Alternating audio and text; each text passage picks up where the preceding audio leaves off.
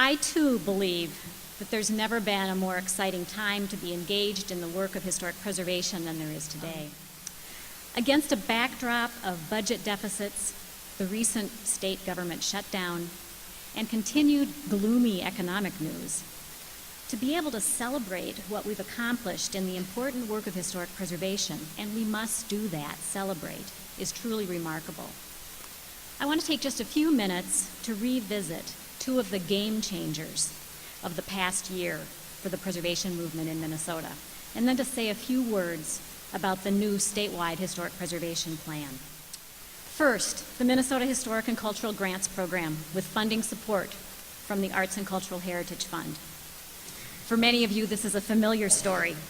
When Minnesota voters in November of 2008 passed the Clean Water, Land, and Legacy Amendment to the Minnesota Constitution, raising new funds from a sales tax increase to be divided among projects benefiting the outdoors, clean water, parks and trails, and arts and cultural heritage, they made a powerful statement about what matters to the people of Minnesota. The newly established Arts and Cultural Heritage Fund, one of the 4 funds created, is already reshaping the future of local history and historic preservation, preserving and enhancing access to Minnesota's history and its cultural and historical resources. On this screen, you get just a feel for the kinds of resources in the first biennium that have already gone into historic preservation projects. In the 2011 and 10 and 11 biennium, $6.75 million were allocated for historic and cultural grants, and $2.1 million of the partnership allocation also were awarded for grants. And close to half of the total funds available in grants have been accessed for historic preservation projects. The balance has been for other history projects of a wide range, but I'm going to focus my remarks just on the historic preservation projects. This slide illustrates how those funds actually distributed. These are the actual numbers after final reports are in and after we've actually combed through all of the many reports that we received from close to 500 grant projects. The range was broad: bricks and mortar projects, important pre-development projects laying groundwork for larger projects, as well as historic and archaeological surveys, National Register nominations, and a wide variety of historic preservation, education, and heritage tourism projects. A couple slides illustrate just some of these projects. What's Historic Preservation Conference without some pictures of wonderful historic buildings? This slide shows 2 properties that are being nominated to the National Register as a result of grants from the Arts and Cultural Heritage Fund program. And these are both properties that are going to be on the agenda for the State Review Board that's coming up in November. Close to 20 properties are being nominated as a result of grants that were received from the Arts and Cultural Heritage Fund. Here are some examples from bricks and mortar projects. Again, the bricks and mortar projects was probably the largest category. I think 68 grants were awarded in all in this category. And it included not only bricks and mortar projects, but also really important pre-development work. I like this example with Turner Hall in New Ulm. They actually received 2 separate grants. Early in the process, they received just under $7,000 for a fast-track grant to do planning. The challenge for them was accessibility. How would they address the accessibility needs of this really unique National Register property? Then they came back in the second cycle for the mid and large grants and received a larger grant for implementation of the plan that had been developed. Just one additional example. This is a project from North Minneapolis, the Old Highlands neighborhood. They too received a fast-track grant for a very ambitious project that involved a virtual army of volunteers to document historic properties in the neighborhood and then post that information on Placeography, where it's now widely accessible. These are just a couple of the measurable outcomes that resulted from this project. The volume of grant applications received during the program's first 2 years really is staggering and clearly demonstrated the need. And I'm pleased to report that for the 2012 and 13 biennium, the funding available for the grants program has even increased. In this present biennium, there's $10.5 million available for the 2 years. And the first deadline for the fast track or small grants was last week. We received 66 applications already. And there's a deadline approaching for the draft applications for the mid and large grants on October 7th. And I want to call your attention that when you first enter this building on your right, we have the grants office has set up what we're calling our help desk. There you will find examples of some of the products that we received from the projects that were completed. But they're also there to help you answer your questions as you prepare to submit future applications, and also to help you in getting set up on the new online grants portal that I think will greatly streamline how the grants application process works. But I want to emphasize that this is really only the beginning. This is exciting work that's changing the landscape for historic preservation in our state. But the constitutional amendment will generate resources to enhance Minnesota's history and its cultural and historical resources for 25 years. That means there are 23 more years to come. Let's celebrate the good work that's underway and work together to ensure that the work of history and historic preservation continue to reap benefits in the years ahead from this really wonderful resource. A second game changer, the slide is already on the screen, and it's already been mentioned by our representative, the historic tax credit. The Minnesota Historic Structure Rehabilitation Tax Credit is its full name in statute. This was passed in 2010 as part of the Jobs Stimulus Bill, making Minnesota the 31st state in the nation to enact a state tax incentive for historic preservation. By now, the story should be a familiar one. The effort was led by the Preservation Alliance of Minnesota in partnership with many others, and that effort lasted more than 10 years. The bill's passage is a powerful reminder that preservation's not for the faint of heart. It really does take perseverance, but we can succeed. The Minnesota tax credit mirrors the federal investment tax credit, offering owners and developers a 20% state tax credit that's used in conjunction with the federal credit, also 20%, for qualified rehabilitation projects. The word is out, and the inquiries are at an all-time high. The applications are flooding in. On this screen, you see just in a comparison of how much an increase in the work that we're seeing. The year before the tax credit was passed, we had 2 federal historic preservation tax credit projects in the office. In the first year of with the new credit in place at the state level, we had 24 projects. And by now, a couple months later, we are at 27 and counting. Throughout these slides, I have examples of some of the projects. I'm not going to call them out individually, but I wanted to illustrate these slides with some of the active projects that we're working with. The legislation for the tax credit requires the Minnesota Historical Society to report to the legislature annually on the economic impact of the new state rehab credit. And so we commissioned a study with the University of Minnesota Extension in Mankato, and the report has just come in. So you're the first to hear some of these really wonderful statistics that I'm going to be featuring here. The University of Minnesota needed to establish a baseline so that we will be having comparable data looking forward in the next several years. And so they used as a measure those projects during the state fiscal year, that was our parameter, that had received preliminary approval for the work from the National Park Service. So these are basically projects that had received Part 2 approval, and there were 14 in the study group. So the developers for these 14 projects anticipate spending $250 million on qualified rehab expenses, hiring 1,808 construction workers. Now this is a jobs bill. This is showing that jobs are indeed one of the results, paying $83.7 million to their employees. Isn't that fabulous? It's great to have these kind of numbers to report. If those 14 projects are all completed as planned, the expense to the state is $49.1 million. But for every state dollar in credits or grant allowed, $9.20 in economic activity is expected to be generated to the state of Minnesota. Again, these are some really wonderful numbers to be able to show. But the impact is not just the direct impact. This next slide shows what this looks like in the aggregate or cumulative kinds of spending that goes into historic preservation projects. It's much more than construction workers. The anticipated spending is $451 million, again, from just these 14 projects, including $152 million in labor costs and supporting close to 3,000 jobs. How are those for numbers for our first year? One word of caution. This bill has a sunset of 2015, so we can't let up. A reminder again that preservation is not for the faint of heart.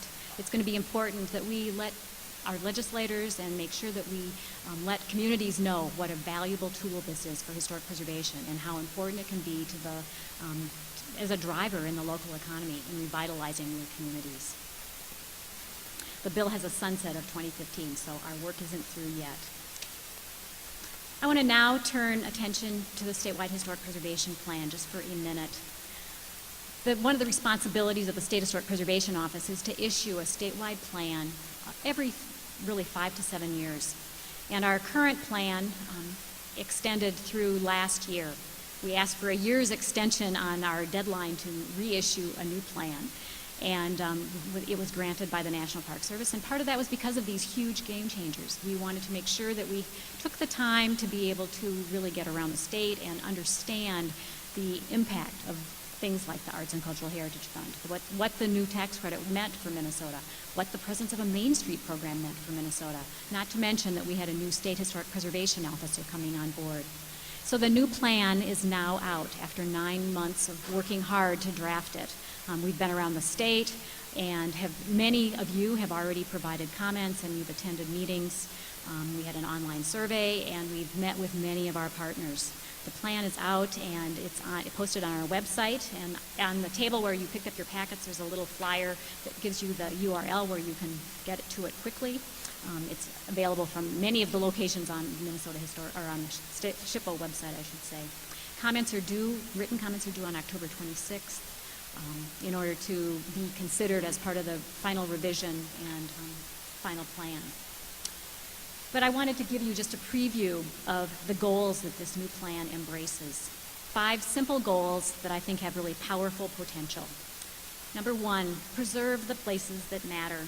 One of the things that we heard as we went around the state is keep these goals in language that really means something to the historic preservation community and makes sense. What do? First thing we do is we preserve those places that matter. Number 2, promote preservation's economic benefits. Number 3, educate, educate, educate. I think we heard this more than anything else as we've talked with so many of you. Number 4, increase the diversity in the historic preservation community, something that's really important as we see what a changing state we live in terms of its demographics. And number 5, lead the way. Historic preservation really depends on leadership, and each of you plays an important part in that. I like to ask the question, how might historic preservation look in Minnesota at the end of the planning period, 2012 to 17? With the preservation community united in its stewardship of Minnesota's rich resources, it's sure to be thriving in all of its dimensions. Preservation will be seen as a broad, inclusive movement that identifies, protects, preserves, and interprets important places and events associated with all people who contributed to Minnesota's past. Historic resources in their many forms, the built environment, landscapes, archaeological sites, will be recognized and celebrated by all citizens as a record of our rich cultural heritage. Community leaders and property owners alike will see preservation as an essential tool for revitalizing Minnesota's cities, towns, and neighborhoods, and for saving a disappearing countryside. And the preservation community, all of us gathered here, will be a strong network of people from diverse cultures, backgrounds, and disciplines, working together to leverage the human and financial resources necessary to make preservation happen all across the state. All of us have a vested interest in Minnesota's future. Join this effort, and I really do want you to check out the preservation plan that's in draft form and get your comments back to us. I can't underscore how important that is to the success of this plan. By doing so, our legacy will be a lasting one indeed. Now I want to invite Steve back up for some concluding remarks before we start to get to the next step. Thank you, Britta. And I do mean Thank you. As many of you may know,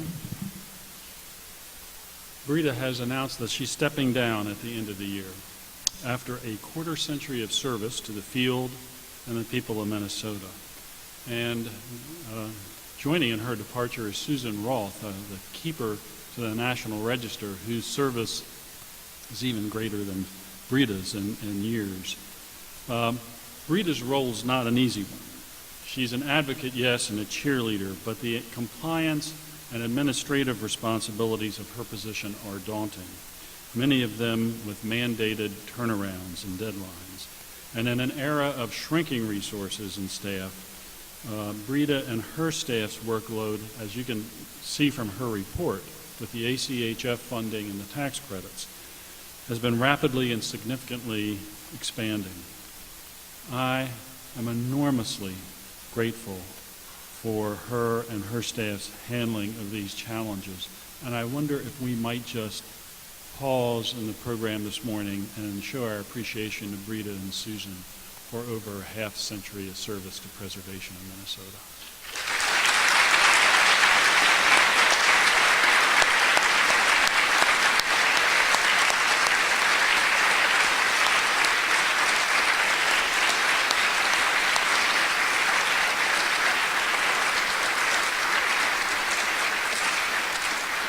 So we're in the hunt for a top-notch National Register keeper and deputy SHPO professionals, creative, energetic, focused on making preservation work and grow, working with you and new friends who don't even know yet that they're preservationists.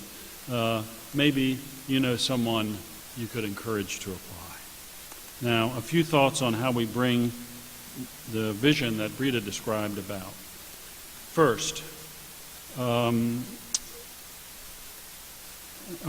just want to say a word about the program, the Partners in Preservation program that was announced earlier this week, where the American Express Foundation, working with the National Trust, will be funneling $1 million to preservation projects in central Minnesota. Just fabulous. I mean, just think of the zest that this 1 month kind of social media get involved and vote for your favorite preservation project will do. I think there's a lesson to be learned there in terms of that kind of new approach to adding excitement. I think all too often preservation is project driven. And I just want to offer a couple of thoughts about while you get strength and focus from being project driven, that's also a weakness and of how we might look at things differently. First, to recognize that, like politics, all preservation is ultimately local, district by street by building. Success depends on the front line, and the front line depends on community support. And it's best to have a foundation of community understanding and appreciation before the project of the moment, before the emergency is here and the wrecking ball is on its way. So I pick back up on the educate, educate, educate point. We need to constantly, in between projects, be developing, working to educate the community on all the important aspects of historic preservation. We need to make common calls with history, neighborhoods, economic developers, housing advocates, environmentalists, young people with tattoos and blue-haired grand dames.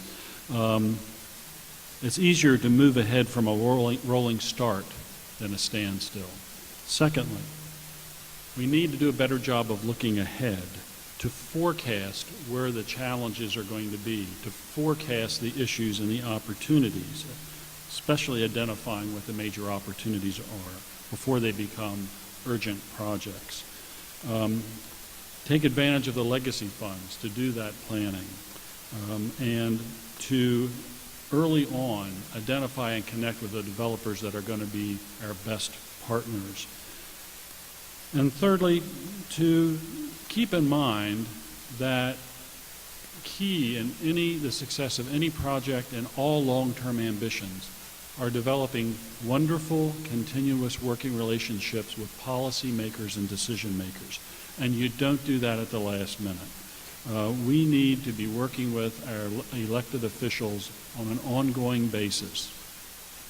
We and people in our organizations need to have wonderful access to those folks. They need to know what we're about, and they need to be our new best friends, both the ones that are in office, and as soon as someone is elected, we need to be among the first people through their doors. And those are just not the mayors and city councils and planning commissions. They're also the folks that you send to St. Paul.